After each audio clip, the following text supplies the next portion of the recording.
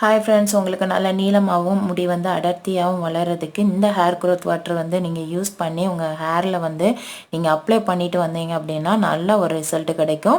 அதுக்கு ஒரு பாத்திரத்தில் ஒரு டம்ளர் தண்ணி எடுத்துகிட்டு அதில் 1 ஸ்பூன் அளவு வெந்தயம், 1 ஸ்பூன் அளவு கருஞ்சீரகம், ரோஸ்மேரி இதழ் வந்து கொஞ்சம் சேர்த்துக்கோங்க. நான் வீட்டில் பொறுத்ததுனால ஒரு 10 இதழ் வந்து நான் சேர்த்துக்கிட்டேன்.